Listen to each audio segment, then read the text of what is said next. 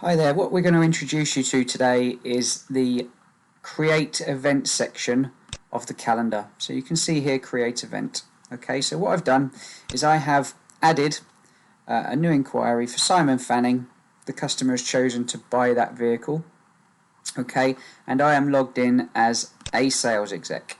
Okay, so the sales exec is the owner of this customer inquiry. Now if I choose to put this in for a handover, for instance on the 1st of September, booked for handover. So today is the 13th of August, I am going to put that in for the 1st of September for 12 o'clock for a handover, and that will take me approximately 1 hour. So that's current functionality as you would use the system now. If I click onto the 1st of September, I can go into that date and see that I have a handover. Now what happens if I need to speak to the customer between now and that handover date? Well, I create an event. Going into here, if I choose to start to type in Mr. Fanning, you can see it comes up. If I start to type in Mr. Fanning's email address, postcode, you can see it's coming up. If I start to type in Mr. Fanning's phone number, you can see that's coming up again. So I will pop in Mr. Fanning, identify the customer, put in the date that I'd like the event to happen. So I'm going to give the customer a call on Friday the 28th at 9 o'clock for 5 minutes, and that is to call the customer, confirm the handover is ready for 1st of September. Okay, so I've now got an event. Let's just go back in my diary to the 29th.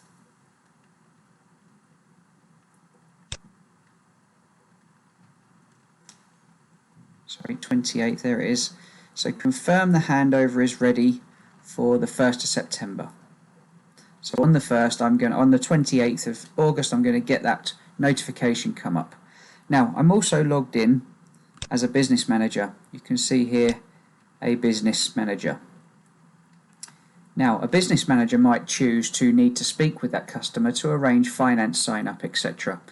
So a business manager can go into their completely separate EnquiryMax system and create an event for Mr. Fanning. So the business manager needs to speak to the customer on the 24th for 5 minutes, arrange the sign up of all documents, save. So if we now go through to that date,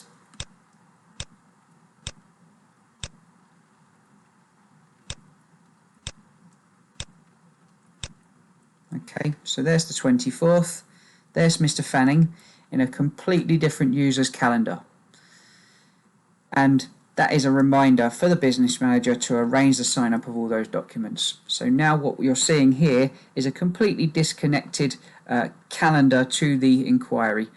Current functionality would be that would need to be transferred between these users to have it in each of these calendars. But now we can, any user can go in and actually start to add in information regarding this customer and the customer journey. So much more fluid than the current stringent process. So next is a handover specialist. So a handover specialist might also want to get involved in Mr. Fanning's handover. And this might be, so create an event for Mr. Fanning. And this might be more internal. So we've got the car going out on the 1st. So let's say on Saturday the 29th, I want to email the sales exec to confirm all the handover and gifts plus valet are complete, ready for 1st September.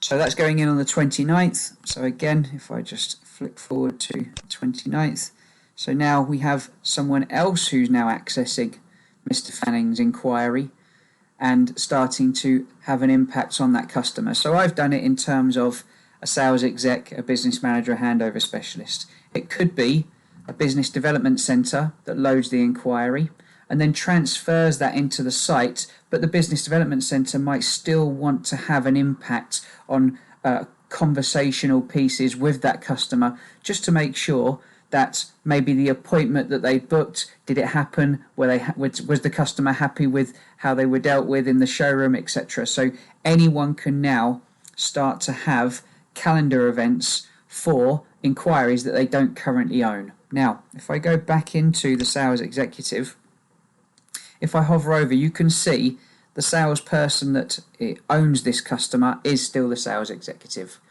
So the creation of the events, the ad hoc events that I've added for the business manager and the handover specialist, they won't actually go overdue.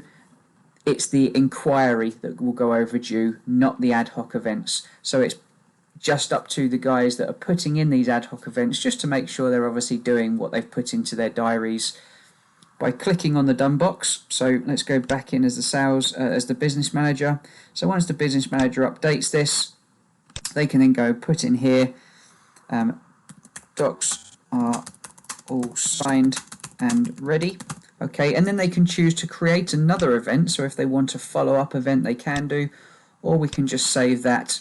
Okay, and if I click onto Mr. Fanning's name, it will take us into Mr. Fanning's inquiry, into their profile, and we can start to see where those notes are starting to appear within the customer inquiry.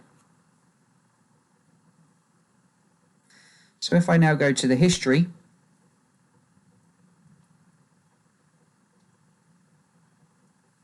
you can now see docs are all signed and ready.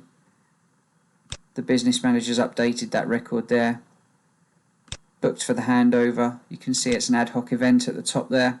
So you can see how that's starting to impact by adding notes into the ad hoc events. It's going to appear in the customer's history. So we're starting to build that customer history, but not into the inquiry.